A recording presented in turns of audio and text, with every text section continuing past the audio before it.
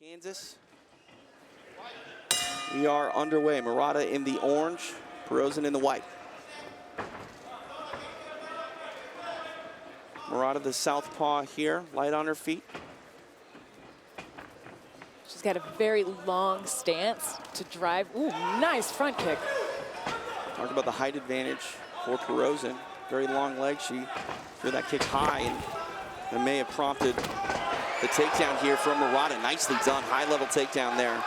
Now on top of the Brazilian. Yeah, she read the underhook and immediately switched over. That was nice. Now she's looking to pin the Brazilian on her back, and you can see Peroszen's trying to crowd up. She's got the leg hooked. It's not exactly control of it. Big strike there from Murata. Also trapping that left hand for a brief moment. Now she had a choke.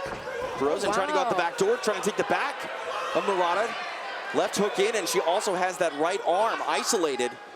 Murata in trouble early, but look at that. Able to get the base off a little bit, but still not able to clear the arm around the face, but in a much better position than she was a moment ago, and now she's free. Yeah, she was able to leverage her head out, but you know, for a second, Peroszen was under her chin. Murata very smartly stayed composed and worked her way out of it, and now she's in top position. Peroszen has a right underhook, which she's trying to use to, along with her butterfly hook, to get up, but she could try for a switch right here, but you can see Murata's crossed her legs to pin those knees together.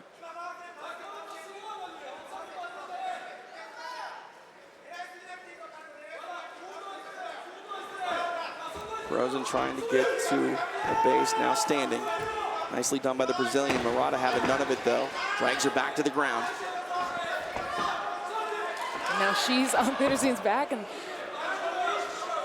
look at that, Murata isolating that arm. Rear naked choke upcoming. It's on the chin. Peroszen able to survive for a little while, but that is deep. Under now. That is definitely, and it's done! Kanako Murata, victorious in her Invicta FC debut. Rear naked choke stoppage of Peroszen. These two warriors ready to inaugurate this event. And here we go. Nowicki immediately taking the center of the cage.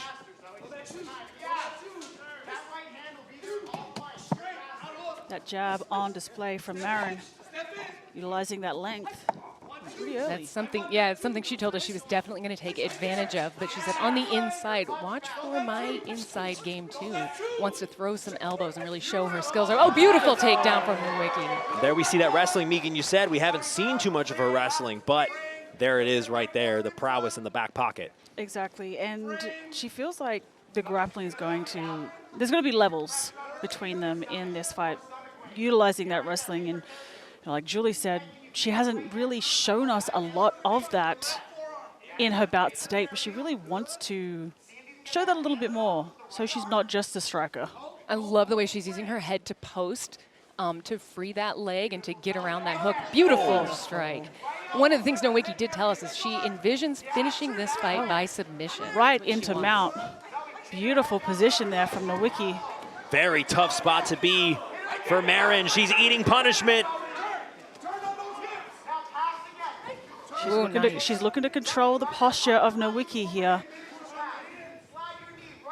Nowicki make it really uncomfortable, driving that forearm into the, looks like the throat of Marin there. That just definitely not looks comfortable. It's that fantastic wrestler kind of ability to base and find different areas on the other person or the ground to base on.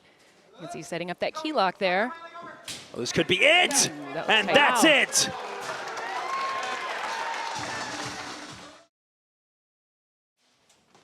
Time for the featherweight division. Morais and Joy Pendell meet in the center of the cage. Immediately pressing forward is Pendell. Ooh, beautiful front kick there. And one of the things Pendell told us is she likes to tie up on the cage. She likes to be in there close, get that dirty boxing in, but also utilize her grappling skills. Morais has two twin boys at home, 4-year-olds. She said that they won't be watching the fight tonight, but they're always cheering her on and telling her, "Mommy, you're a champion." Right now, Pendell has her up against the cage, really putting that pressure on her.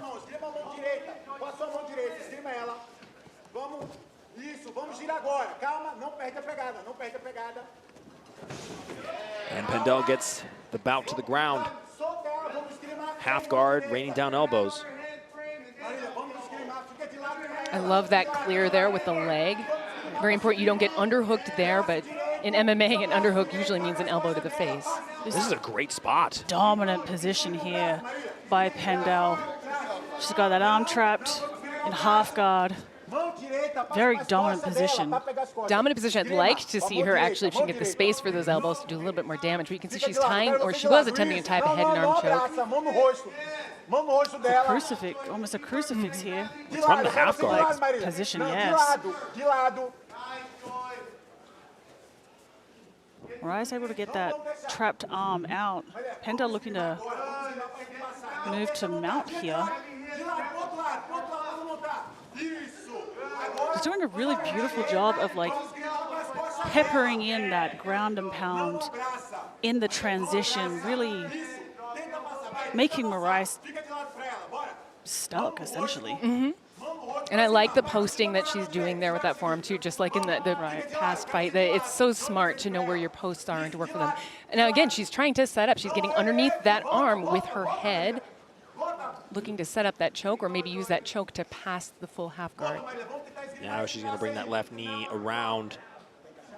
Looks like she has a lot of pressure on it even already. As you can see, that right shoulder just barely not in place. She's looking to pry that left leg out so she can pass to the other side. To really cinch in that head and arm, but... Oh, looks like there it is. She's the tap. Wow. That's it. Wow. Another first round submission here at Invicta 61, this time belonging to Joy Pendell.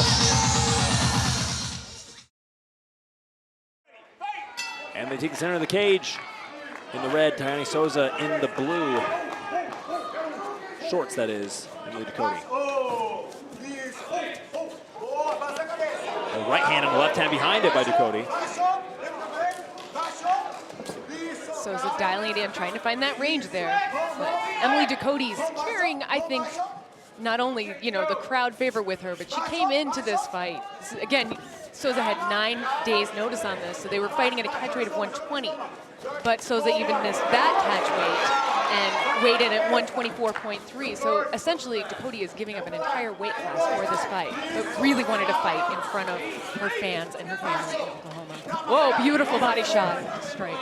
The second time she's thrown that combination, successful 2 times in a row. And I've always admired her ability to transition, her angles out, particularly Ducote, great footwork. But man, Souza's got some power. Looks like she's trying to pressure Ducote here, but Ducote, like you said, utilizing those angles really well. She's mixing up, she's counter-striking the movement, going to the body, mixing it up. That left body shot to right overhand has been money for her so far this round. You land enough of those liver shots, you're really going to tire the other person out. What I've always admired about Ducote is her ability to see things. She's very good at seeing exactly where to hit on somebody. Sounds like a simple thing when I say it out loud, but it's an incredibly hard thing for an athlete to find that target every single time. Oh, look at that. Outside leg trick there, absolute seamless transition. Ducote mentioned to us she wanted to focus on her grappling, she wanted to focus on her wrestling and to show the world that she is actually very comfortable in these positions. Both Ducote and Souza, Brazilian Jiu-Jitsu black belts. Both of them sporting some pretty cool ink too.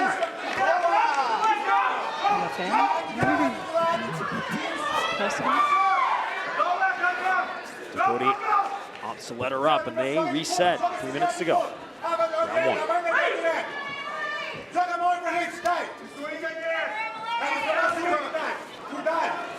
Nice left hook.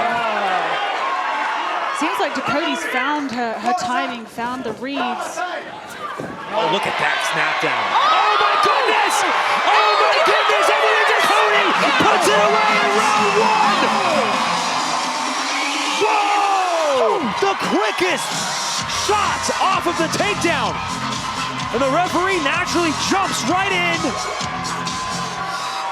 Oh, let's take a look at this again. Look. Goodness. Stuffs the takedown, snap down, boom! Right on the the button. Good night, Irene. Goodness! Emily Ducote with magic hands. One more time, look. They meet in the middle, snap down, boom, right, left hook, right on the jaw, and that was all she wrote. Oh my. I want to sit next to Megan Anderson at every Emily Ducote fight because we see power.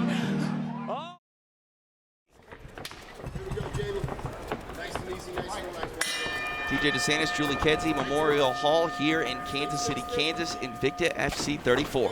Nice and square.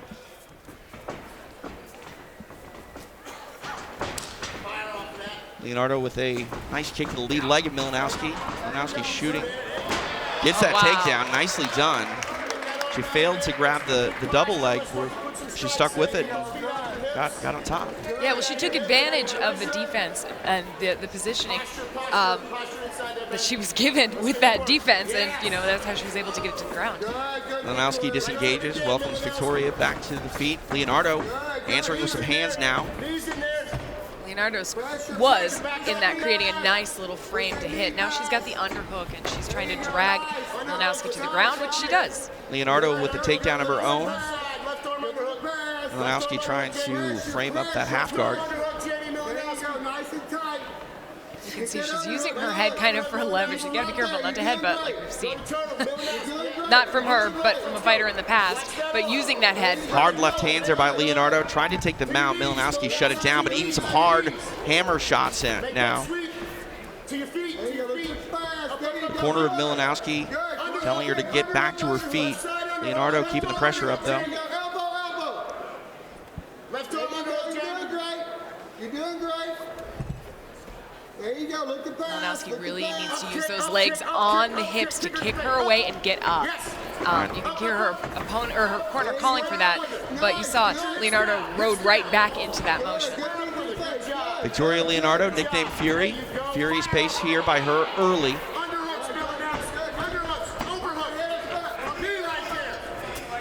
Back up against the fence, Leonardo with that right underhook. She does seem to have fury today. That was a nice shot. She mentioned she was motivated. She did not like the performance she put on against Miranda Maverick. She wants that Invicta FC win here tonight. Nice use of the head here in the clinch. Very nice. And now you can see she's got her double underhook. She's trying to drag her down. The problem with putting your arm around somebody's head like that is you can also give up your back quite easily, and that's what Milinowski has done. I like the strikes here from Leonardo in these scrambles. She's always throwing these hammer fists, now trying to grab that neck, but now she wraps it up. Milinowski in some trouble. You can see she's fighting against, I don't know if it's completely under the chin yet, but Milinowski's trying to turn into her. There's a tap. Victoria Leonardo gets that first Invicta FC win. She stops Jamie Milinowski. Submission. Furious. Victoria Leonardo did exactly what she wanted to in her second Invicta FC appearance.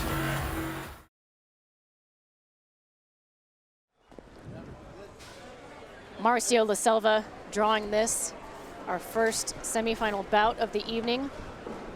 Miranda Maverick in the white, Shanny Young in black. We are underway and yet another one-round fight. And Jimmy, what a quick turnaround for these ladies. Oh my goodness, literally minutes ago finding out who they're fighting. The one advantage of that, you don't have time to overthink it. You just walk out in there. It's almost like a day at the gym. Next sparring partner comes in. You might not know who they are. Just have to go for it. It's that kind of mentality. But like we said in her previous fight, Miranda Maverick, a little bit tricky coming from that southpaw stance. And for someone looking to implement a lot of front leg kicks like Shanny Young, that could be really, really tricky. It changes your game plan quite a bit. And did she see Shanny Young's loss? Oh, Nice shot by Young. No surprise here, going straight for the takedown. What I was about to say is Shanny Young's loss on the contender series to Sarah Alpar on the ground is when it went off the rail. She lost by rear naked choke there. Does Miranda know that? Maverick tenacious with the takedown, but Young still in a position to possibly get a reversal here. She's gonna bring her body out to her right. Going for the crossface now. And Maverick really hanging on to that single leg. Good job getting back to her feet. Needs now is space. Needs to get off the fence, get back to the striking game. Doesn't want this inside pressure game of Miranda Maverick. Young digging in the underhook, looking to peel her off, but Maverick able to get her to the mat briefly, albeit. Shanny Young certainly not making it easy on Miranda Maverick to get these takedowns. It looks like she certainly learned a lot from her last fight, really been working on her ability to get back up. Maverick just not letting her off the hook. Give her 2 inches off the cage. Good. Big squeeze and then settle. Maverick's team told him, pull her off the cage. Don't let her use that cage to prop up her back and get back to her feet. Keep the body lock. Body lock. Body lock. Keep the body lock. Body lock. Keep the body lock. Body lock here. Body lock. Body lock, Miranda. Very similar to how the fight with Mayu Suotama went. Suotama trying to lock the legs of Young down. Maverick doing a very similar game plan here. It looks to have a possible rear naked choke. It's not under the chin yet. That doesn't mean you're not going to tap. She'll finish it. She's going hard with the hip pressure. Maverick squeezing for all she's Now it's under the chin. It's over.